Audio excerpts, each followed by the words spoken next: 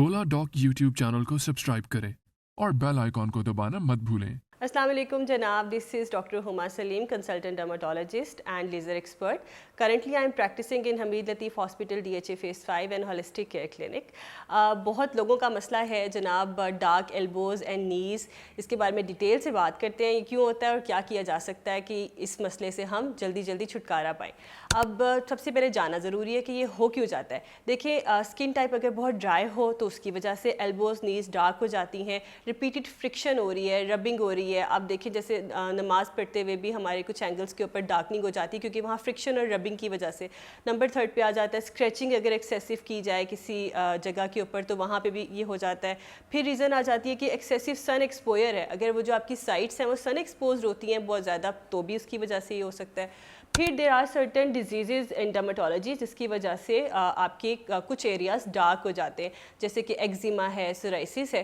Last में एक reason आ जाती है एंडोक्राइनोलॉजिकल एबनॉर्मेलिटीज़ जिसमें हार्मोनल इम्बैलेंस है. कुछ डिजीज़ ऐसी होती हैं जिसमें आपके हार्मोन्स इम्बैलेंस हो जाते हैं और आपके certain areas like nap of neck, आपकी नीज़, एल्बोज़ वो डार्क हो जाती हैं. उसके लिए you need proper investigation, proper history and examination. उसके बाद आपको अकॉर्डिंगली ट्रीट किया जाता है. पाकिस्तान के टॉप डॉक्टर्स के साथ अपॉइंटमेंट बुक करें, वो भी पेशेंट फीडबैक देखते हुए.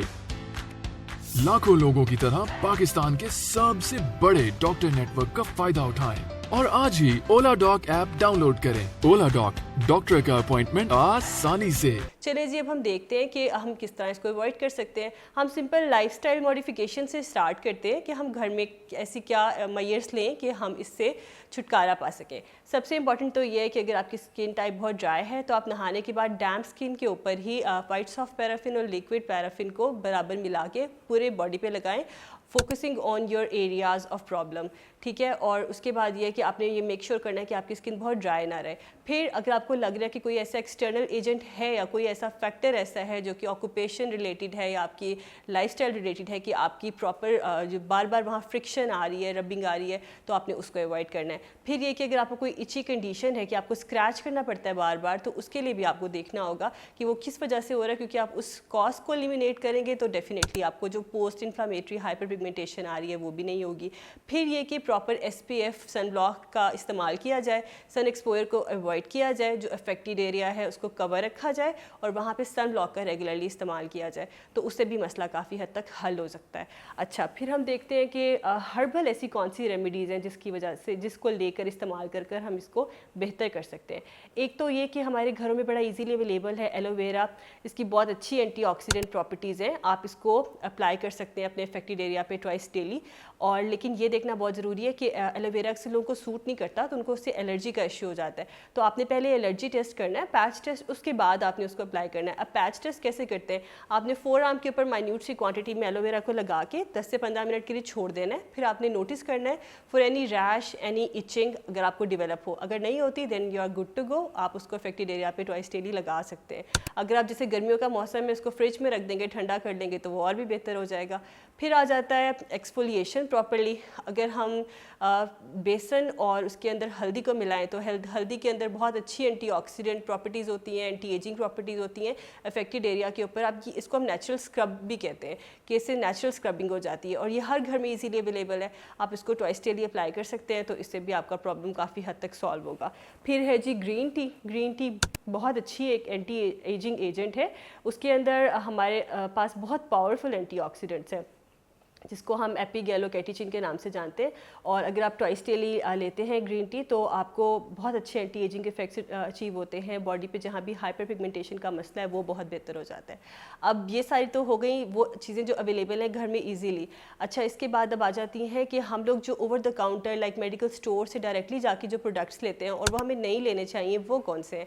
देखिए, हमारे पास बहुत सस्ती लाइटनिंग क्रीम्स मौजूद हैं हर जगह मेडिकल स्टोर्स के ऊपर, जो हमें लगता है कि शायद शॉर्टकट है हमारे प्रॉब्लम्स के लिए, और उनके अंदर बहुत ज़्यादा मरकरी का एजेंट पाया जाता है. अब मरकरी की ये खासियत है कि वो आपको शॉर्ट टर्म के अंदर तो बहुत ज़्यादा लाइटनिंग इफेक्ट देता है, लेकिन लॉन्ग टर्म के अंदर वो आपकी स्किन के ऊपर एक परमानेंट ग्रेइश पिगमेंटेशन छोड़ देता है जो कि बाद में किसी मेडिकल ट्रीटमेंट से भी फिर हील नहीं होती.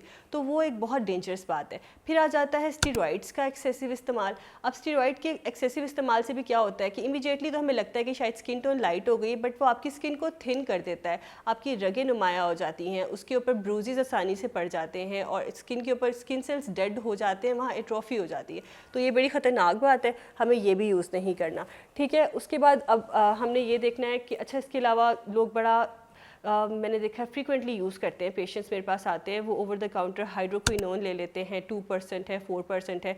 अगेन उसका ये प्रॉब्लम है कि वो आपकी स्किन को सुपर सेंसिटिव कर देता है। आप सूरज में जाएंगे तो बहुत ज़्यादा इचिंग होगी, तो इतना हाईली कंसनट्रेटेड आपने हाइड्रोक्विनोन डायरेक्टली स्किन पे अप्लाई नहीं करना। अगर इसको दिया भी जाता है तो इसको प्रॉपर कॉम्बिनेशन में इस्तेमाल कराया जाता है जो आपकी स्किन के लिए, फेस के लिए हार्मफुल ना हो, और प्रॉपर फॉलोअप्स पे देखा जाता है कि स्किन कैसे रिस्पॉन्ड कर रही है।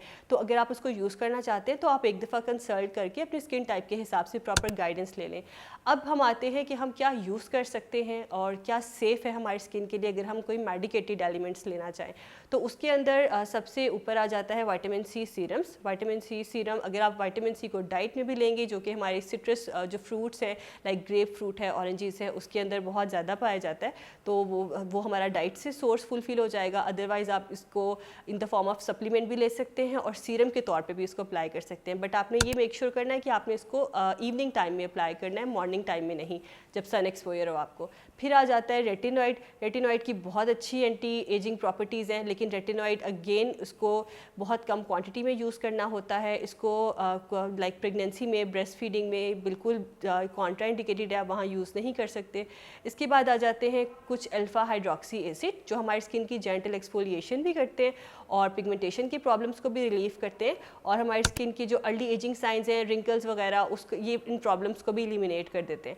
अब वो कौन कौन से हैं, आपने जब कभी अपने लिए कोई सीरम या कोई एंटी एजिंग प्रोडक्ट लेना है तो आपने उसके अंदर ये चेक करना है उसके इंग्रेडिएंट्स में कि क्या उसमें लैक्टिक एसिड या glycolic acid, alpha hydroxy acid इस किस्म के, लाइक लाइपोइक एसिड है, इस तरह के एजेंट्स अगर हैं तो these are alpha hydroxy acid, तो इसको आप रूटीन में यूज़ कर सकते हैं। इसके साथ बहुत ज़रूरी है कि मॉर्निंग में सन ब्लॉक आप लगाते रहें, तो इससे आपके प्रॉब्लम्स काफ़ी हद तक रिजॉल्व हो जाएंगे। But still if you have any queries regarding your dark elbows and knees, तो you can always contact us through platform of Oladoc and you can personally visit my clinic in Hameed Latif DHA Phase 5 and holistic care clinic. Take care.